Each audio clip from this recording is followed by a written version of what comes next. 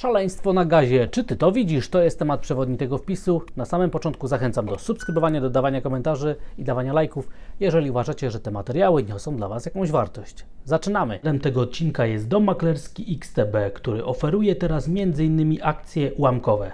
Akcje ułamkowe umożliwiają inwestowanie w niewielką część akcji wybranej spółki, dzięki czemu nie tylko zwiększają swobodę w doborze walorów do portfela, ale również ułatwiają kontrolę nad inwestycjami. Więcej szczegółów w linku w opisie i w komentarzu. Bardzo gorąco to polecam. Andrzej Stefaniak. Szaleństwo na gazie. Czy Ty to widzisz? Drodzy Państwo, to co się teraz dzieje na cenie gazu przechodzi najśmielsze oczekiwania wszystkich traderów, którzy bardzo lubią zmienność. Ale na przestrzeni ostatnich 2 tygodni mamy ponad 100% wzrost ceny gazu od swoich dołków, a teraz w ostatnich godzinach mamy 25% załamanie, czyli mamy ogromną zmienność na tym jednym z głównych komponentów i czynników składowych, które powodują teraz inflację na starym kontynencie. Dlatego też ta bardzo duża zmienność, zwłaszcza te podbicie ceny o ponad 100% od dołków, które były na początku czerwca ustanowione, jest dość imponującym efektem, wynikiem i może oczywiście doprowadzić do tego, że ta trajektoria procesów już nie tylko dezinflacyjnych, ale deflacyjnych na inflacji producenckiej, która się zacznie objawiać w miesiącach letnich, może być powstrzymana i może być nie aż tak głęboka, jak jeszcze wcześniej zakładaliśmy, ponieważ cena gazu jest teraz kluczowa, niezwykle istotna do tego, żeby zrozumieć, co się dzieje na inflacji w Europie. Dlatego też będziemy się bardzo ściśle przyglądać tym zawirowaniom, tym wahaniom na cenie gazu. A mówi się, że Holandia zamyka jeden ze swoich bardzo ważnych obszarów, gdzie się wydobywa gaz i to ma doprowadzić do tego, że taka duża zmienność, podwyższanie ceny występuje. Zobaczymy, czy ta zmienność naprawdę się będzie utrzymywać, ponieważ jeżeli tak się stanie, to ta spekulacja, która teraz się cały czas dzieje na gazie, może nawet może jeszcze bardziej się zwiększać i ta amplituda może być podwyższona przez jeszcze dłuższy czas. Natomiast jeżeli się okaże, że ten czynnik związany z Holandią jest tylko jednorazowy, to prawdopodobnie prędzej czy później wrócimy w okolice ostatnich minimów i wtedy rynek będzie się zastanawiał, co się dalej wydarzy, czy to był jednorazowy, chwilowy impuls, tak zwany one-off, coś, co się wydarza raz, jest tylko czynnikiem jednorazowym, czy też będziemy świadkami odwrócenia tendencji. Dlatego też ja generalnie spodziewam się nawrotu do ostatnich minimów, a wtedy dopiero się okaże, czy te tendencje i obserwacja próby wyciągnięcia ceny gazu będzie uzasadniona. Zobaczymy, będziemy się temu naprawdę bardzo żywo przyglądać ze względu na to, jakie są konsekwencje zachowania ceny gazu teraz na inflację w Europie, a to dla nas wszystkich jest niezwykle istotne, więc bądźmy niezwykle wyczuleni. W tym miejscu, drodzy Państwo, zachęcam do specjalnego materiału podlinkowanego tam na dole w opisie i w komentarzu o umyśle łowcy, czyli jak myślą zawodowi traderzy. Warto naprawdę zapoznać się z tym materiałem i odsyłam oczywiście do wszystkich do tego materiału podlinkowanego na dole w opisie i w komentarzu. I teraz przejdźmy do innych rynków finansowych. Z powodu tego, że ten tydzień był przepełniony wydarzeniami związanymi z decyzjami banków centralnych i wszystkimi innymi informacjami, dlatego na samym końcu tego tygodnia, kiedy będą się ważyć, będzie się kształtowały świece tygodniowe, kiedy będą wygasały czerwcowe instrumenty pochodne, rynek się będzie zastanawiał, jakie są konsekwencje, jakie są zgliszcza po tej całej bitwie z bankami centralnymi, co nam dalej wieszczą perspektywy co do dalszych stóp procentowych. I zaczynamy właśnie od tych perspektyw, czyli implikowanej zmienności. Widzimy, że dla Stanów Zjednoczonych po tych wszystkich zawirowaniach mamy w rynku maksymalnie 22 punkty bazowe podwyżki stóp procentowych, czyli nawet niecałą jedną podwyżkę o 25 punktów bazowych, czyli rynek tak jakby w ogóle zlekceważył to, że Fed mówi o nawet 2 kolejnych podwyżkach stóp procentowych, natomiast warto zauważyć, że z rynku całkowicie zniknęła jakakolwiek obniżka stóp procentowych w Stanach Zjednoczonych w tym roku. To jest pewnego rodzaju ciekawostka. Dla strefy euro mamy cały czas 45 punktów bazowych dalszych podwyżek stóp procentowych i generalnie przybyła nam jeszcze jedna podwyżka stóp procentowych poza tą, która była podczas wczorajszego dnia, dlatego też jest to jeden z powodów, dlaczego euro teraz tak mocno idzie w górę. Natomiast moim zdaniem największa zmiana jest na funcie brytyjskim, ponieważ teraz rynek wycenia aż 125 punktów bazowych wyżej stóp procentowych w piku niż poziomy, które teraz obserwujemy. Czy rynek spodziewa się jeszcze dalszych 5 podwyżek o takie standardowe 25 punktów bazowych? To jest jeden z tych głównych czynników, który teraz napędza właśnie siłę funta brytyjskiego i także warto zwrócić na to uwagę. Natomiast w Japonii mamy cały czas tylko 6 punktów bazowych, dalszych podwyżek stóp procentowych, czyli niewiele i jest to też jeden z tych głównych powodów, dlaczego też jen japoński tak traci na wartości. Rynkowe stopy procentowe wczoraj nie były w stanie pokonać poziomu 3,85, a to jest sygnał, że to znaczenie oporu na rentowności jest ogromne, że rynek nie wierzy także w tą retorykę, która mówi nam, że mają być jeszcze kolejne 2 podwyżki stóp procentowych w Stanach Zjednoczonych. Myślę, że zachowanie rentowności bardzo ładnie nam to teraz będzie sygnalizowało i zobaczymy, gdzie dzisiaj będą się kształtowały te rentowności. Jeżeli będą spadać, przejdziemy poziom 3,70, to z tego jastrzębiego nastawienia będzie raczej gołębie i rynek będzie tak to odbierał te wszystkie informacje z wszystkich banków centralnych, przede wszystkim oczywiście z Fedu. Jak zobaczymy, jakie były dzisiejsze dane dotyczące inflacji w strefie euro, to była ona dokładnie taka jak prognozy i moim zdaniem na chwilę obecną rynek będzie dalej czekał na te implikowane zmiany związane z zachowaniem ceny gazu na inflację konsumencką i producencką i wtedy możemy być świadkami zmian tego nastawienia co do przyszłości stóp procentowych w strefie euro. Jeżeli jesteśmy na obligacjach, warto zwrócić uwagę, że obligacje śmieciowe w strefie euro spadły do poziomów najniższych od poziomów,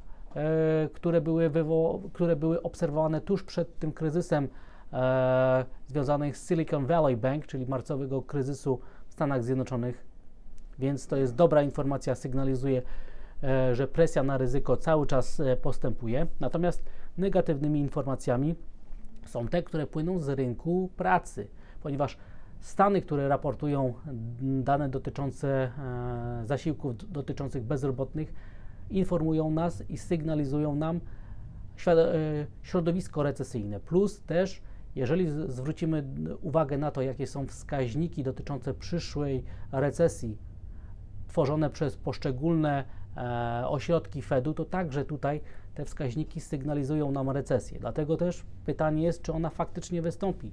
Czy nie jesteśmy teraz świadkami błędnych sygnałów, które płyną z tych wskazań. Natomiast moim zdaniem warto się przyglądać rynkowi pracy, zwłaszcza tym cotygodniowym raportom, ponieważ one naprawdę wysyłają nam sygnał ostrzegawczy, że coś negatywnego dzieje się w amerykańskiej gospodarce i odsyłam do porannego komentarza, który jest tutaj w rogu jest dostępny, który nam pokazuje właśnie jak należy interpretować te dane z rynku pracy, które poznaliśmy wczoraj.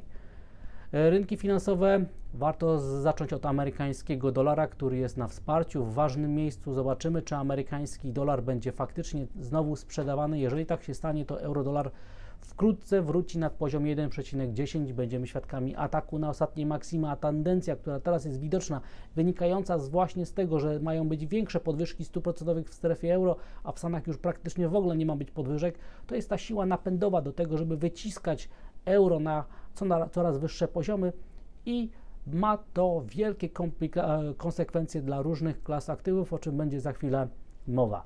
Patrzymy także na zachowanie jena. Pary związane z jenem teraz bardzo dynamicznie rosną. Widać to na przykładzie pary dolar do jena, ale przede wszystkim na inne pary, na przykład na parę euro do jena, która jest najwyższa od poziomu 2008 roku. Widzimy, jak bardzo silnie rośnie nam w tym wypadku teraz ta presja na rzecz dalszego wzrostu wartości euro i spadku wartości jena japońskiego. Warto być na to przygotowanym, a ta dywergencja, którą widać na następnym wykresie na parze euro-jen w stosunku do tego, jak zachowują się banki centralne ECB i Bank Japonii, jest najbardziej korzystna od 2017 roku na rzecz dalszych wzrostów wartości euro. Stąd też widzimy, że ten napęd ma uzasadnienie fundamentalne i jest związane z tym, jakie są stopy procentowe w przyszłości wyceniane przez rynki finansowe. Patrzmy także na presję na rzecz funta brytyjskiego, o czym mówiłem, ze względu na to, że po tym tygodniu największe przetasowania są właśnie dla funta brytyjskiego, więc nie dziwmy się, że funt w końcu po pół roku złamał swoje wsparcia, jest teraz kupowany, jest presja na niego cały czas wywierana. Amerykański dolar i rentowności to cały czas także wzrok inwestorów spogląda na cenę złota. Jeżeli amerykański dolar będzie się osłabiał, a rentowności na amerykańskich dziesiątkach spadną poniżej 3,70, to spodziewajmy się dynamicznej nowej fali wzrostowej na złocie i wyciągnięcia rynków w okolice nawet 1985-2000 dolarów, ponieważ tam jest następny ważny opór i generalnie po tym, co się wczoraj wydarzyło, myślę, że to jest scenariusz bazowy. Jeżeli rozpatrujemy rynek ryzyka, patrzymy także na zachowanie ceny miedzi, a tutaj tendencja wzrostowa już nas doprowadza do oporu w okolice 8650 dolarów.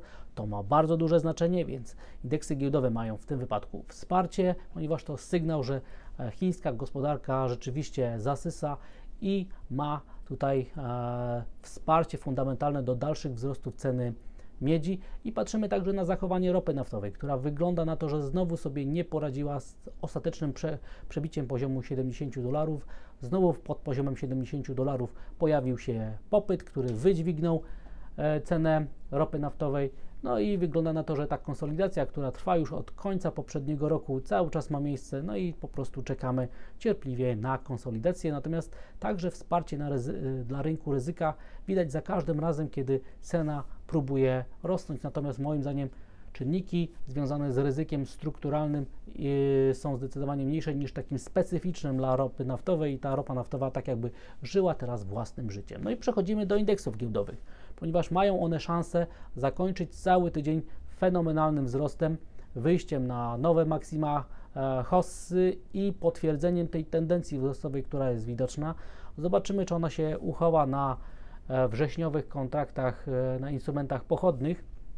Natomiast te perspektywy są optymistyczne. Widzimy, że presja na rzecz wzrostu cen akcji w Stanach Zjednoczonych ma uzasadnienie w tym, że te perspektywy związane ze sztuczną inteligencją zaczynają się rozprzestrzeniać nie tylko na dział związany z technologią, ale także na różne inne gałęzie gospodarki. Dlatego też naprawdę sztuczna inteligencja może doprowadzić nas do kontynuacji hossy i ta szerokość rynku, która rośnie, stanie się coraz większa. Moim zdaniem jest na to bardzo duża szansa. Natomiast w krótkim terminie naprawdę rynek jest przewartościowany. Widać to, ponieważ Bloomberg zrobił taki raport pokazujący, bazujący na wskaźniku prostym RSI. Jest on bardzo wyraźnie wykupiony, natomiast przypominam, drodzy Państwo, że to jest RSI, to jest oscylator i on bardzo dobrze działa w konsolidacji, ale nie daje dobrych wskazań w trendzie. Teraz mamy trend, więc moim zdaniem nie powinniśmy patrzeć na RSI, ale ze względu na taką ciekawostkę i taką informację od praktyka, jak to interpretować, zamieszczam ten wykres dla Państwa. Mamy także wzrost atrakcyjności i presji na rzecz chińskich akcji, stąd też ta korelacja między chińską giełdą a Stanami Zjednoczonymi znowu się pojawiła i rynek to zaczyna obserwować i zobaczymy także, gdzie dzisiaj zakończymy handel na DAX-ie, ponieważ jeżeli się okaże, że kończymy go na nowych maksimach wszechczasów, otworzy się przestrzeń do wzrostów jeszcze o paręset do 1000 punktów bez technicznej szansy na jakąś większą korektę, dlatego też ta dzisiejsza sesja na DAX-ie ma też duże znaczenie i warto się przeglądać, gdzie dzisiaj o 17:30 zakończy się handel w Niemczech. Patrzymy także na Bitcoina. Tutaj ta sytuacja specyficzna związana z zachowaniem Bitcoina i innych kryptowalut odzwierciedlona jest w cenie, dlatego Bitcoin i inne kryptowaluty nie potwierdzają tej tendencji na indeksach giełdowych, natomiast cała strefa 25-26 tysięcy dolarów jest punktem odniesienia i zobaczymy, co się dalej wydarzy. Na chwilę obecną cały czas jesteśmy nad ostatnim szańcem wsparcia, więc moim zdaniem jest jednak nieco powyżej 50% prawdopodobieństwa, że jednak Bitcoin wróci do wzrostów niż będzie kontynuował spadki, ale jak wiemy, tutaj sytuacja może się wkrótce szybko zmieniać ze względu na te właśnie problemy specyficzne dotyczące kryptowalut, tego, co się dzieje na regulacjach w Stanach Zjednoczonych i o tych problemach różnych giełd kryptowalutowych, na które teraz rynek zwraca uwagę. I na koniec, drodzy Państwo, dział poświęcony polskim aktywom. W momencie tworzenia tego wpisu poznaliśmy dane o core inflacji w naszym kraju za maj. Była ona dokładnie taka, jak prognozy, widać to na tym wykresie i zaczyna już ona ewidentnie spadać. Mamy przesunięcie tego, jak zachowuje się inflacja względem, bo bazowa względem tego, gdzie szczyt miała inflacja konsumencka około 6 miesięcy, bo moim zdaniem szczyt na inflacji był w Polsce w październiku, a nie w lutym.